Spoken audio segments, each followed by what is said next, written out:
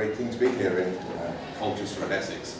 And it's always good to come along to meetings like this and to see that there are still many people around here, particularly young people like yourselves, who are interested in the ideals and the ideas of individual liberty, free economy, limited government, and the like.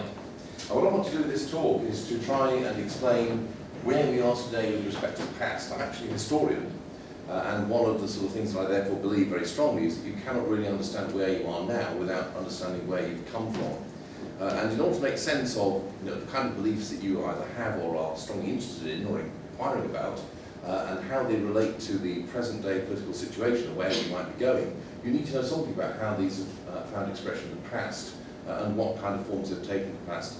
And also, in that way, to become aware of the kind of intellectual tradition that you belong to, and the kind of people that you can look back to as your, if you like, predecessors or forebearers for the last 200 years or so. So that's the topic I'm going to talk about. And essentially I'm going to divide my talk into three different chronological periods, because my argument will be essentially that the doctrines of individualism and libertarianism, usually these are actually the same thing, but these are different labels that they have at different times, as we shall see. These doctrines have been around for about that time, and they've been a major part of British political argument, British political debate over that 200 years. And I think it's fair to say that if you want to use an American sporting analogy, for the first of these periods they were definitely playing offense, and for the second period they were definitely playing defense. In the third of these periods, they in some ways went back onto offense again, but in a rather different style on the way to the way in which they had been in the first period. And I'm going to argue something about the costs and benefits of that shift, and also then to say something about where we are today, if you are somebody who's interested in promoting the cause of individual liberty in the United Kingdom or indeed elsewhere in the world in the early part of the 21st century. So during the period between roughly, say, 1776, if you like, the publication of the Wealth of Nations, the late part of the 18th century, the early stirrings of modernity in economic terms, the Industrial Revolution, things like that.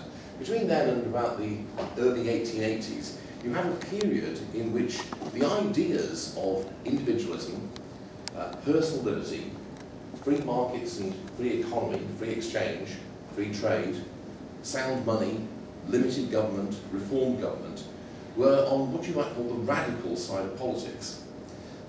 During this period, the people who advocated these ideas, the people who fought for them through mass organisations, through lobbying groups, through political campaigning and the like, were all on what you might call the insurgent side of British politics, the party of the movement, as one political scientist famously called it. And you can trace a whole number of people from Smith's own time onwards who are part of this story. Some of them well known, others not so well known these days and unjustly forgotten. So, for example, you have the many people who were involved in the great campaign to abolish the slave trade and subsequently to get rid of slavery in the British Empire. People like Thomas Clarkson and the other people who got together in a pub in southwest London to form the Anti-Slavery Society in the 1770s. The people who brought the famous Somerset case, Granville Sharp, which led to the abolition of slavery within the British Isles, thanks to Lord Justice Mansfield's famous decision in that case in 1772. Also people who campaigned for reform of Parliament, changes in the political structure, people who attacked the system of old corruption. People like, for example, John Wade, who published a remarkable book initially in 1819 and subsequently a much bigger edition in 1829 called Corruption Unmasked, or the Extraordinary Black Book, which was a list essentially of everyone in the country who benefited in some way or other from government handouts and support, both great and low. And that would have been quite a remarkable task to produce such a book like that today. Wade, I think, would be quite horrified by the way British politics and the nature of the British state has changed in the last 100 years or so. Other people you may have heard of, Richard Cobden, John Bright, the two great leaders of the Anti-Corn Law League, people like Gladstone, of course, many of the major figures of the British Liberal Party at the time. The Economist magazine, whether edited by earlier people like Thomas Hodgkin or subsequently by other people like Walter Bagehot, one of the great staunch advocates of these ideas in press, and many, many other people like that. The, if you like, concluding figure in this period was John Stuart Mill, who is both, in some sense, the culmination of this period of individualism in British history, but also a transitional figure. because it's during his own life, if you like, that a number of important shifts began to take place, particularly towards the end of his life. So before I pass on, though, what are some of the issues that these people concentrate on? What are the sort of campaigns that define what it is to be an individualist? I'll explain where that term comes from in a moment. A radical liberal, as we would say today, a libertarian in the 19th century, later 18th century. Well, just to pick up a few, I've already mentioned slavery. The campaign against slavery is enormously important, not only because, obviously, it's the righting and undoing of an enormous wrong and evil, but also because it's a successful campaign against an enormously powerful and entrenched interest. I don't know how many of you are familiar with public choice analysis, but if you know anything about it, you will know that according to most public choice accounts, there's absolutely no way that the campaign to get rid of slavery should have succeeded, because what you had in the case of slavery was a highly concentrated group of people who benefited enormously from the slave system and who had enormous political power through their control of large numbers of seats in Parliament under the system at the time. And they were faced by people who had nothing to unite them really, no real substantive interest or benefit to be gained in economic terms from the abolition of slavery, simply commitment to ideas and the belief that the slave system as it existed in the colonies and elsewhere was an abomination and abhorrent system of political economy. And yet they succeeded. So this was an enormous triumph. And to give you some idea of the scale of the triumph, the important thing to realise is this. Not only did they manage to eliminate slavery in the British Empire in 1832, after getting rid of the slave trade in 1806, they also managed to make, they won the ideological argument. Nobody today would be so brazen or so bold as to stand on a public platform and advocate slavery.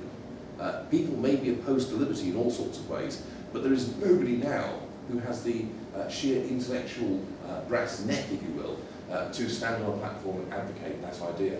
But you have to realise that up until the mid-19th century, there were many, many people, highly respectable, who thought that slavery was both inevitable and good, and who appealed to things like the Bible and Aristotle to justify this position. So that was an enormous intellectual victory. And it also defined, in many ways, what liberty is, because very often it's by defining what the opposite of something is that you get to have a better idea of what the positive thing is. And so it was largely through arguments about slavery, what slavery was and why it was wrong, that people began to in fact develop a more fleshed out concept of liberty and what it was and why it was valuable. Another thing was the old idea of free exchange. Now I put it that way rather than free trade, because free trade is only one aspect of the general wider idea of free exchange. Free exchange means the idea that individuals should be able and free without any legal impediment to trade and exchange goods with each other on whatever terms they find mutually convenient.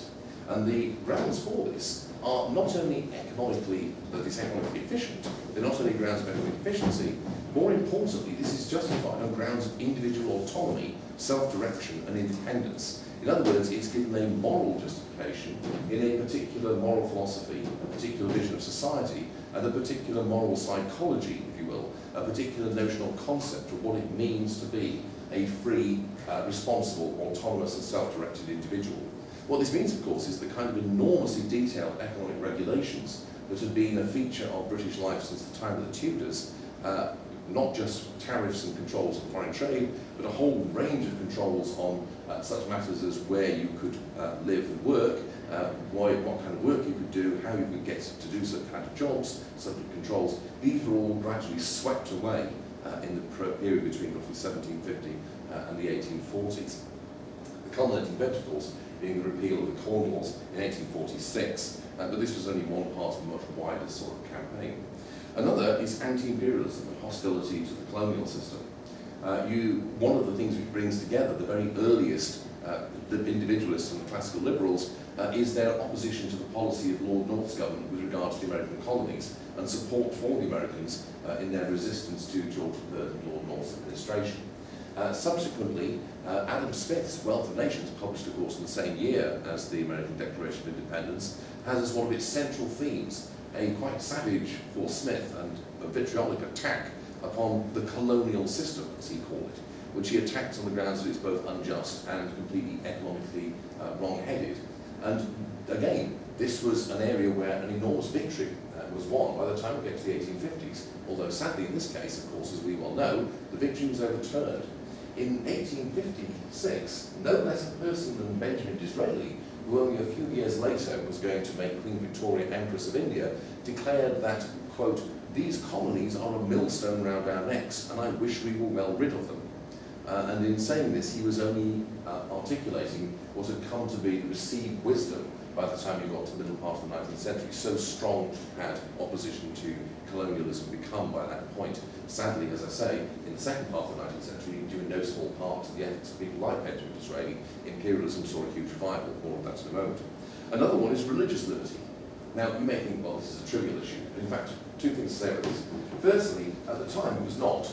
The power of the Anglican Church in 19th century society is something that we tend to overlook or don't quite grasp from our position, living as we do in a largely secular society, where the Anglican Church has become a bit of a joke, unfortunately, in some ways, fortunately, some people might say.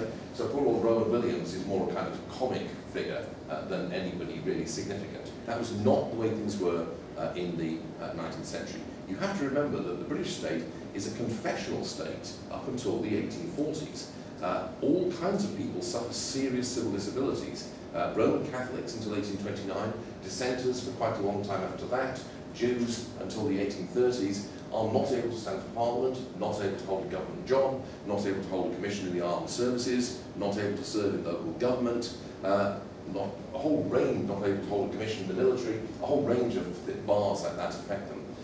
Moreover, there's another reason why we should think of this as a big issue. That's because what the radicals advocated was something called religious voluntarism, which is the principle that the way to organise any kind of large institution, which was, if you like, delivering some kind of service, if you want to think of the church as being like that, was on the basis of bottom-up voluntary cooperation.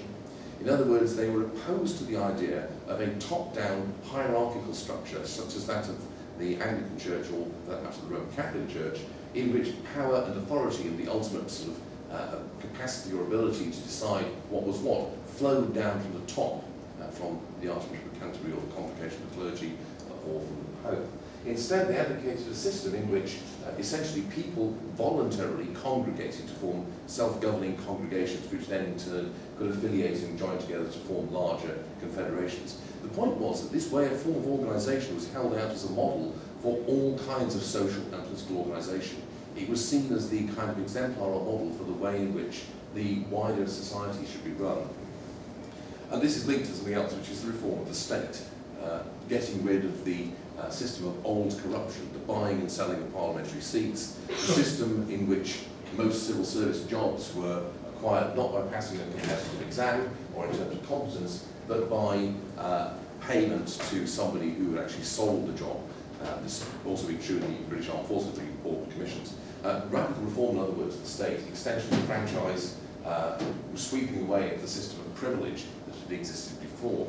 And finally, which is again an important issue I need to mention, women's rights. One of the things you need to realise is that most 19th century feminists were ardent, laissez-faire liberals. And of course there were many on the other side, male liberals of that persuasion, who were also strong supporters of women's rights. John Stuart Mill is the most obvious example, but he's only one of a whole number. There are quite a few others that I could mention in that regard, although there were some who were showing who weren't consistent enough to do this. So that was a kind of big bundle or package, if you will, of issues that defined what individualism and radical liberalism meant in that first phase up to about the 1880s. You'll notice that it's radical. This is the kind of views and positions that are associated not with defenders of the status quo, certainly not with the Conservative Party, not even with large parts of the Liberal Party, with the Whigs and so on. It's associated rather with the, as I say, the party of movement, the radical end of British politics at the time. And this is also very much a kind of movement dominated by grassroots organisations such as the Anti-Corn Law League, the Aborigines Protection Society, which is one of the great anti-imperialist organisations, the Liberation Society, which aimed at transforming the religious structure of the British state, and I've just described things of that sort. Now, at this point, however, you move into the second period of my story.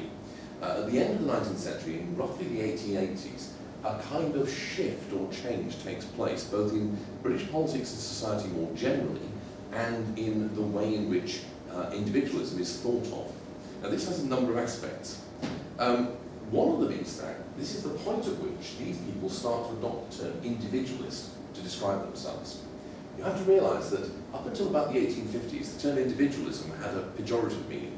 Basically, if you said someone was an individualist in the period before then, you meant that they were a selfish bastard. It was not a nice thing to say about them. But from the 1850s onwards, it starts to become a positive term, at least for many people who adopt it as a badge of honour, if you will, rather than as a term of opprobrium.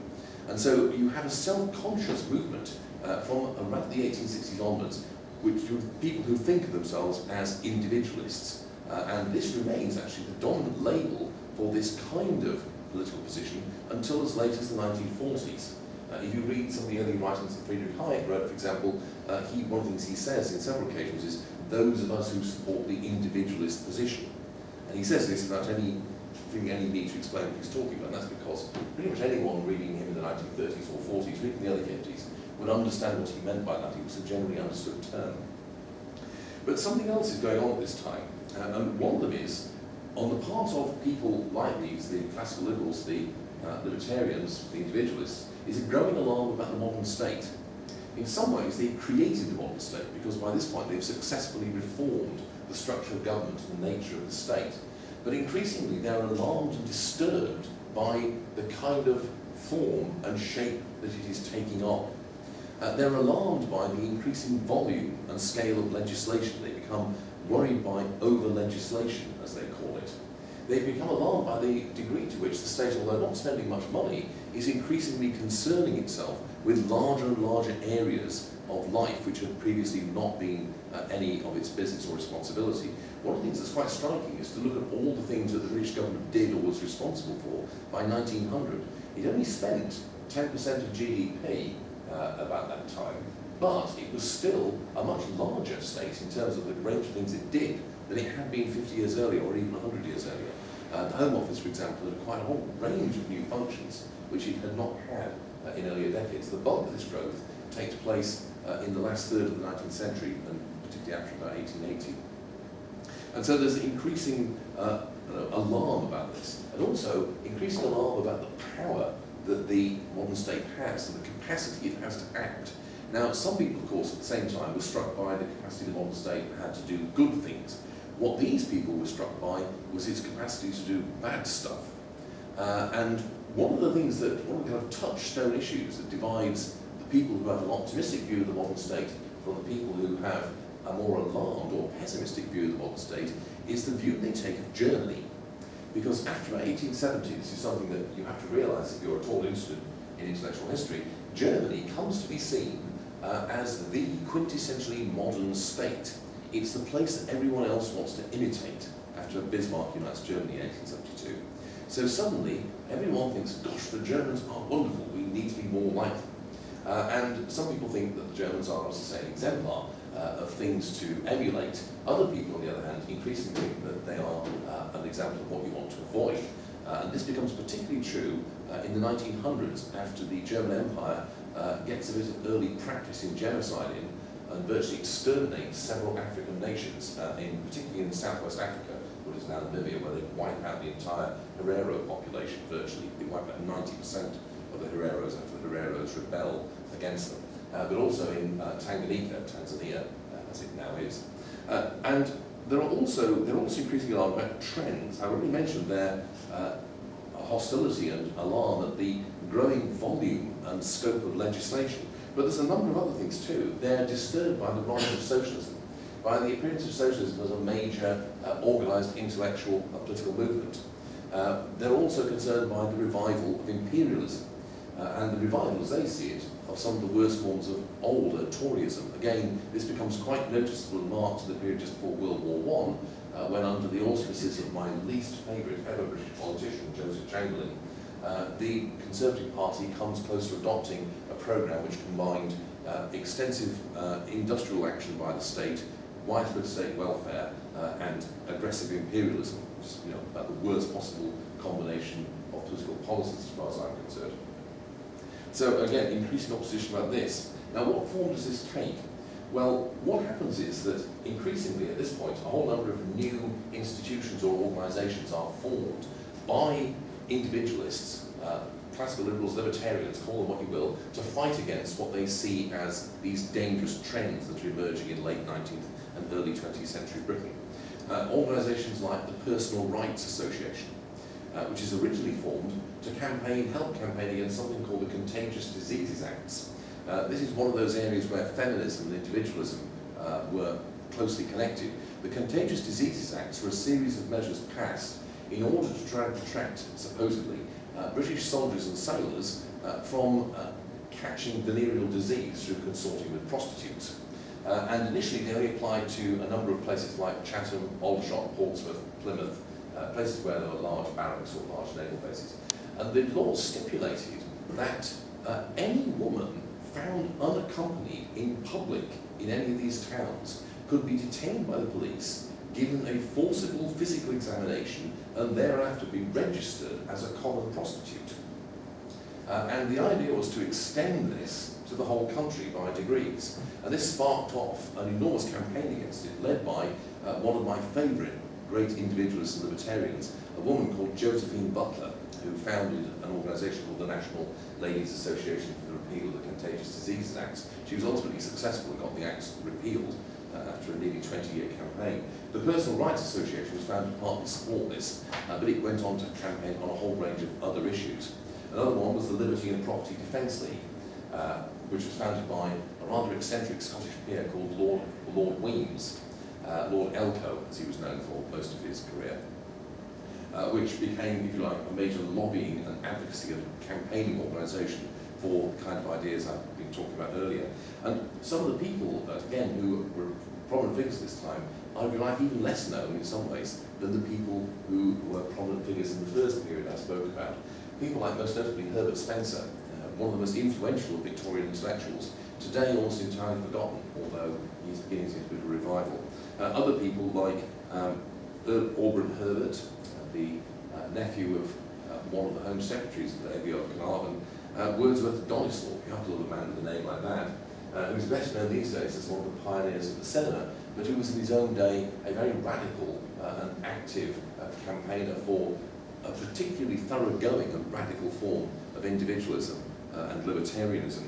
Other people as well, later on, for example, such as Sir Ernest Benn, who kept the flag flying for individualism throughout the interwar period and into the 1940s and early 50s. He was Tony Benn's uncle, interestingly. His brother, Wedgwood Benn, became a peer and was in the Attlee government as a cabinet member. Ernest Benn was a kind of pragmatic conservative by the end of his life. He voted for the Conservative Party, although he never regarded himself as a conservative. It's largely thanks to Ernest Benn that the national identity card, which had been brought in during World War II, was got rid of in 1951. The Conservative Party were quite keen on quietly carrying on with the system and extending it, and Ernest Benn refused to produce his card and brought a test case, and it was his case along with a number of other campaigns which got this abolished in 1952. Other people as well, Francis Ridley Hurst, another forgotten name, but a very important name, one of the great anti-imperialist and anti-war advocates of the middle part of the 20th century. A couple of things to say about this period. During this period, what you'll notice is that the campaigners are reactive. That's what I meant by saying that they're no longer playing offence, they're playing defence, to use the American metaphor. What you will find is that instead of, if you like, setting the agenda, they are reacting to, responding to the agenda that their ideological and political opponents are setting. So in other words, they're seeking to defend certain things against proposals, policies and trends that they see as dangerous and harmful to liberty. They're no longer so much advocating policies that would expand or develop liberty. Now, there are some exceptions to this. Wordsworth Donisthorpe, for example, was an advocate of two things, both of which he regarded as major extensions of liberty. One was something called labour capitalisation, which was a proposal to move away from employment to a system of essentially collective self-employment, where people would no longer be employees earning wage labour, they would rather have a share in the profits generated by the enterprise. So you would have a business enterprise, and some of the income profits created would go to the people who invested in the business, the other share would go as a kind of lump sum to a collective organisation of the employees who would then work out amongst themselves how they wanted to divvy it up. This is what he meant by labour capitalisation. That would have been quite a radical change. Another thing he advocated was through an organisation he ran called the Legitimation League, was to basically get rid of marriage, or more precisely, to get the state out of marriage.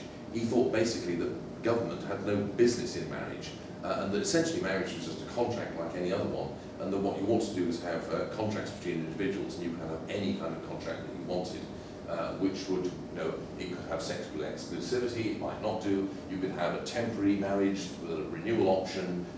You could have a fixed term marriage. You could have a lifelong marriage.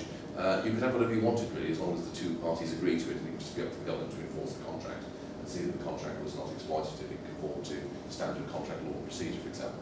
So that, again, I'm sure you'd agree, would be quite a radical sort of movement. We're a long way away from that even now. So there were some areas in which these late 19th century individuals were still, if you like, on the offence. They still were looking to push the envelope to extend liberty, if you will, and personal independence and autonomy further and beyond where it already was. But generally speaking, they've lost the initiative.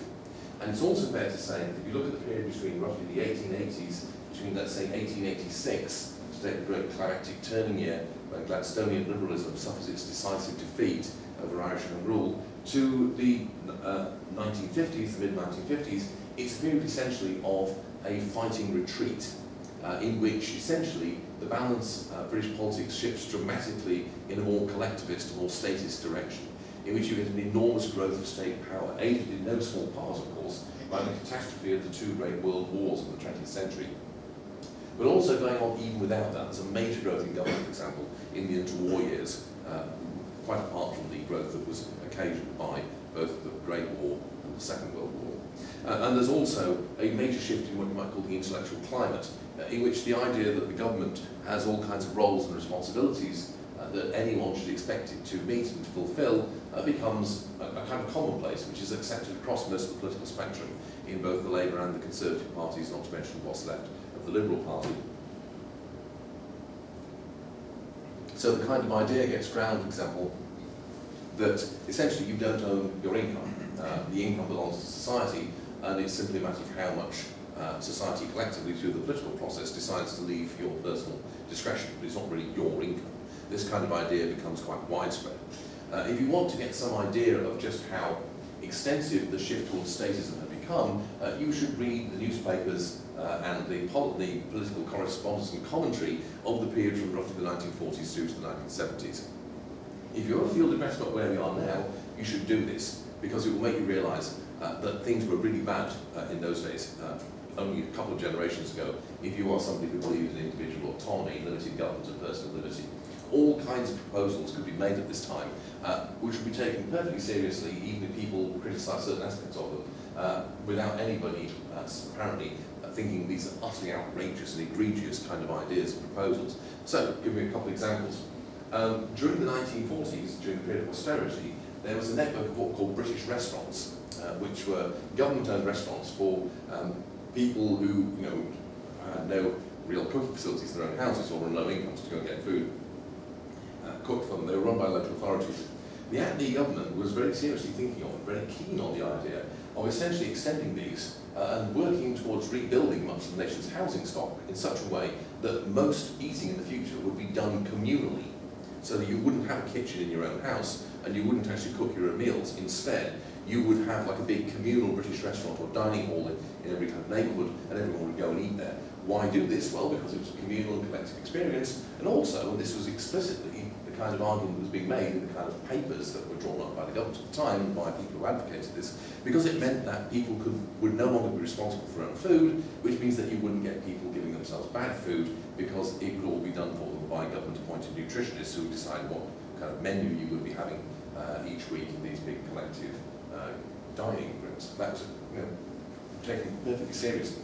And it was associated with the idea that maybe rationing, which of course had been brought in because of the war, was actually quite a good idea if we want to have more of it, and continue it for a long time. Another idea, which was very popular during the interwar years, was the idea of eugenics and the control of the, quote, unfit, unquote.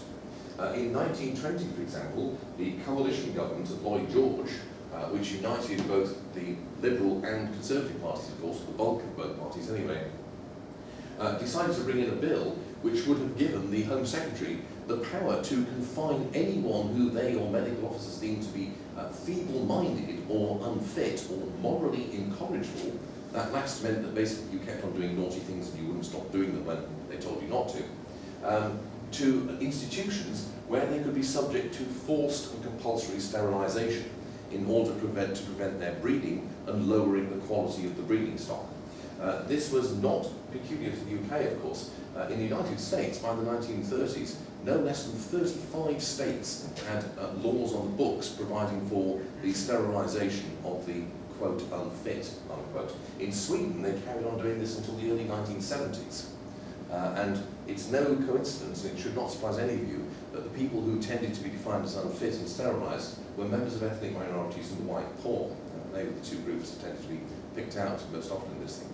Fortunately, in both of these cases, and this is why I say you need to qualify the impression that it was just a story of a long fighting defeat between 1886 and 1956, roughly, in those both of those were turned back. So in the 1940s, you had an organisation called the British Housewives League, run by a number of people associated with Sir Ernest Benn, which was able to fight against rationing and these kind of proposals to collectivise and put under government political control, things like diet and the like. The bill it was called the Mental Incapacity Bill, what I just described. The Mental Incapacity Bill was gutted in committee and effectively wrecked by opposition in Parliament, led mainly by a guy called Josiah Wedgwood, who at the time was a Liberal MP for Stoke-on-Trent, not surprisingly. He's from the Wedgwood family. Later he became a Labour MP, and it was largely due to him and opposition from the Labour Party that this bill never actually got through. He was actually a classical Liberal, essentially, but like most people who have this kind of persuasions, the collapse of the Liberal Party in the 20s left him with no political home. He ended up joining the Labour Party. So although there was a fighting retreat, on the other hand, what the rearguard action did was to, if you like, prevent all kinds of truly terrible things from happening, and it did qualify the degree to which collectivist, interventionist, socialist, social democratic, and other kind of ideas of that sort were able to gain foothold or have their own programs realised. Now the third period begins in about 1955-56. Why do I give that date? Well, that's because it's the date when the institution I work for, the Institute of Economic Affairs, was set up by Anthony Fisher. The year in which he hired it, having made a fortune in producing battery farm chickens. He then, in response to a conversation he had several years earlier with Friedrich Hayek, set up the IEA and hired Ralph Harris and Arthur Selden to run it. Now, why is that significant? Because, well, that leads us into the third phase. A number of things to say about this third phase, which in my view is just coming to an end. First of all, notice that the term individualism vanishes. People in the early 50s, mid-50s, suddenly stopped using the word individualism to describe their position. Increasingly, other words come to the fore, notably libertarianism. It's the same philosophy throughout this whole period, but the label given to it is different. And I think there's a reason behind this, which I'll come on to in a moment. What you get also is a much more narrow focus. Throughout the first two periods, what you have is a focus on what you might call a political economy. So people like Herbert Spencer, Richard Cobden, Adam Smith, Wordsworth Coningslaw, all these earlier individualists, are concerned with not just with narrowly defined economic policy. They're not just concerned with tax policy, monetary policy, fiscal policy, economic regulation. They are concerned with all those things, but that's not the all total or greater part of their concern. They're rather concerned with the broader question of what kind of political, economic and social order is most conducive to individual flourishing. In other words, they're concerned with a political economy, a way of thinking about politics and society that combines interest in and concern for a whole range of disciplines, if you want to think about it academically, ideas and areas beyond just the purely economic. What happens with the foundation of the IEA and the kind of shift that takes place following that in the 60s and 70s is a much more laser-like focus upon specific issues of economic policy and upon economics. The emphasis moves away from political economy, if you will, to economics, and it moves, if you like, from a wider, more generalised notion of individual liberty to a more specific focus upon free markets, to the point that by the 1970s, people will define themselves as being, on the free market side, which is not something that would have occurred to people, say, in the 20s, 30s, or the 19th century, because in those days, they would have certainly said they were in favour of free markets, or capitalism, whatever you want to call it, but they would have seen that as being a kind of corollary or concomitant of a set of wider basic beliefs about politics and society. By contrast, what happens, as I say, by the 1970s is that there's a very strong central focus upon markets and upon things like privatisation, opposition to public ownership of industry, opposition to state planning, opposition to particular state economic policies. Now, what this means is that in some cases, this is associated with social conservatism, which had not been the case in the early period, particularly not the first period, but also not even in the second period for many people. In other words, you often get the phenomenon of people who are radically pro-market, but are actually quite strongly socially conservative. And of course, there are many people like this today. As I'm sure you know, we all know people, that's all. There are also, of course, other people, which is where the term libertarianism starts to appear in the 1970s and 1980s, who, if you like, continue the older tradition of people like Wordsworth Donisthorpe and combine support for free markets and free economics with personal, cultural, social libertarianism, who are opposed to the drug war, for example, opposed maybe to aggressive foreign policy, although that's confused for a long time by the existence of the Soviet Union, things of that sort. And so there's a kind of an interesting change in, if you like, the political location of what you might call individualist or free market ideas in the second half of the 20th century. It had begun earlier, by the way. You can trace this back actually as far as the 1920s, I would say. But it really takes off in the period after the 1950s. Now, there are upsides and downsides to this. The upside is, of course, that it's much more successful. That's what I mean by saying that, once again, these kind of ideas are playing offense rather than defense. From the 1960s and 1970s onwards, the IEA and other organisations like it, which spring up later on, like the Adam Smith Institute, which is set up in the late 1970s by Madison, Perry, and Butler, and other organisations that come along later on, like the CPS, which Michael Thatcher actually founded with Keith Joseph, soon after he becomes party leader in the middle of the 1970s, and other organisations that come along later. These organisations are much more effective than the ones of the earlier period in affecting public policy. They're much more successful in actually having an input into the political debate, the political argument. And so what they help to bring about, particularly after the crisis of the post-war consensus in the 1970s, is a major shift in public policy. You have to emphasise, though, that this shift is limited. It doesn't apply everywhere. To read some of the accounts of the supposed neoliberal hegemony that we've been living under for the last 50 years or so, there's a kind of comprehensive victory for free market ideas across the board. We'll do this for so. But there are all sorts of areas where that is not the case. So, for example, they are completely unsuccessful in the area of education policy, where Arthur Selden, as I well remember, was constantly spending time advocating education vouchers and the state's withdrawal from much of education. But the Thatcher government paid absolutely no attention to him at all, and the Thatcher and the major governments instead went down the route, which we are still going down until very recently, of centralised government control through Kevin Baker's education reform bill. So that is a success. Also, the state does not shrink. The state actually under Thatcher, at the end of her time as Prime Minister, is the same size in terms of its share of GDP as it was when she came to office. And this is largely because the welfare side of the state was not touched significantly by the Thatcher reforms. However, having said all that, all those caveats, there is a major sort of shift. There is much more impact. However, the drawback to this, I think, is that a lot of the, if you like, intellectual coherence and wider intellect that was more apparent in the first two periods is lost.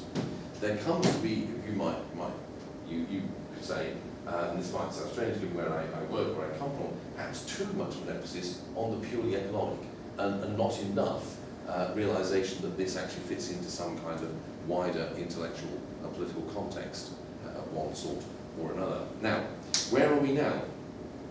Well, where we are now, of course, one thing is in an enormous crisis. It's important to understand what this crisis is, because in many ways it's a crisis of two things at the same time. It's perceived to be a crisis of free markets, or of particularly the financial services industry. I think you can make the argument very effectively, because it's true, that in many ways this is clearly not the case, because the financial services industry is actually highly regulated. It's the most highly regulated sector of the British economy by most objective measures.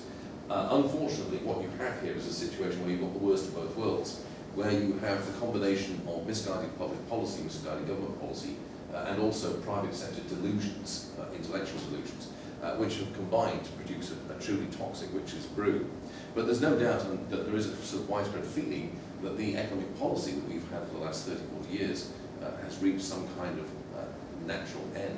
On the other hand, we also have a crisis of the welfare state, because I think what is becoming quite apparent is that the redistributive welfare state that social democratic governments have created since the middle part of the 20th century, and particularly since the 1960s, is no longer sustainable in the medium to longer term. You may keep it going for another 10 years or so, but when you look at the figures, there's simply no way that the kind of level of transfers and unfunded liabilities that are on the books at the moment can ever be meaningfully met or sustained. Even if you make pretty heroic assumptions about what growth is likely to be over the next 20 years, you're still not going to be able to do it. So what this means is that what we're in at the moment is, if you like, a crisis for both of the mainstream views that have dominated politics for certainly the last 30 to 40 years. And what this means is it's a time of like a great opportunity. And I also think this is I would hold a separate lecture on this, which I've given on a number of occasions. I think it's a time of realignment. And I think that what we're seeing at the moment is a major realignment in politics. We're in the early stages of it, but I think it will be completed within the next decade or less. Very quickly, in the sentence, what I think is happening is this. For the last 30 to 40 years, politics has essentially been about an argument between two large blocks, if you will, of voters and the politicians who represent them. On the one side, you have people of the kind I mentioned earlier, people who combine social conservatism and traditionalism with free markets and support for them to go. Their opponents are typically people who are their mirror image. They are in favour of individual liberty in the social area, but they favour government activism in the economic area. What I think is happening is that, and this is not only happening in the UK, it's happening in several other countries, in some of it's already been realised, like Poland. What we're seeing is a shift towards a different polarity underlying our politics, between, on the one side, more consistent libertarians, people who are consistently pro-liberty in the way that perhaps they were in the early to late 19th century, against government intervention in the economy, but also in favour of individual liberty in other regards, and opposed also to aggressive state action at the global or international level. And on the other side, people who are consistent authoritarians, people who favour large-scale government intervention in the economy and industrial policy, for example, protectionism, things of that sort, a heavy degree of economic planning by the state, but who are also nationalistic and strongly socially conservative. This is the kind of politics that's increasingly popular, I'm afraid to say, in large parts of Europe. It's the politics, for example, of the People's Party in Denmark, the Front National in France, many parties, the Progress Party in Norway, many parties in various parts of Eastern Europe, including the Fidesz Party, which used to be a liberal party, but has turned into a right-wing populist party of this kind in Hungary. An extremely alarming and unpleasant government. If you want to really get a bit scared about some part of the world, you should read what's going on in Hungary at the moment, because it's not good. And so what you're going to have increasingly, I think, is a realignment of politics in which many who were formerly allies will find that maybe they're not anymore. Many people who have been opponents for the last 30 years are actually going to find them on the same side in many ways. And you're going to have an argument between, on the one hand, a more consistent libertarian, broadly individualist libertarian bloc, and on the other side, a more consistently nationalist, authoritarian, and state-loving bloc. And that's going to make for a quite different kind of politics, I think, than what we've had for the last 40 to 50 years, since roughly the 1950s and 1960s, or maybe the 70s. Now, what does that mean, finally, to conclude and wrap up this talk? What does that mean for people like yourselves, anyone who is interested in or committed to the ideals of free markets, but also individual liberty, personal autonomy, independence, limited government, reducing the scope of politics, if you will, and expanding the scope of personal choice, reducing the scope of collective decision-making, in other words, and expanding the scope of individual decision-making. What does that mean for you? What it means is that there is an enormous opportunity. This is the time to go on the offense again, to make sure that you do not find yourself reactive. So the challenge for us all, which I throw out to you as intelligent young people, is to think of, if you like, the positive agenda, positive ideas for things that we can do, not just through politics, but through voluntary action of all kinds. to enhance the things that we believe in, to enhance individual independence, to undermine claims for power, to undermine the claims for authority, for control over people's lives, which we can see so much of in the current world. One of the creepy things at the moment is the way in which all kinds of highly unpleasant agendas are being pushed by all sorts of people for our own good, of course, it always is. And not only to put forward these positive proposals, but also to, if you like, rethink the ideas, to rediscover, if you will, the parts of the agenda, the parts of the ideal that have perhaps been lost a bit from sight in the last 50 years due to the focus on economics. To rediscover, for example, thinking about what is the nature of politics, what kind of state do you want, what is the sort of institutional structure that the state should have, how do you think about international relations, about foreign policy, what to think about other kinds of social institutions, how they can be organised, what to think about the family, what to think about education understood in a more general sense. All these kind of issues, I think, are up for grabs. So it's a very exciting time, as well as being also in many ways a rather scary one.